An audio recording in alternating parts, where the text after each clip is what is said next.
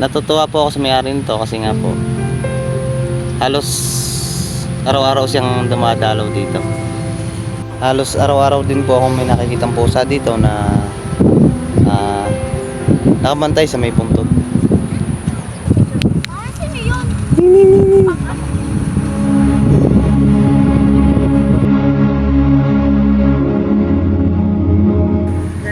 Lagi po siya nakabantay dito sa may puntod nito.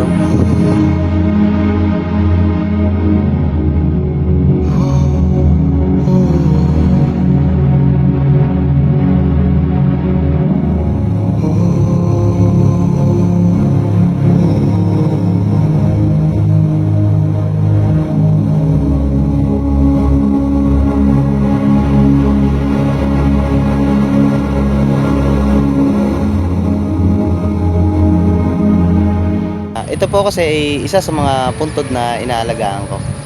Halos araw-araw may mga nadalaw.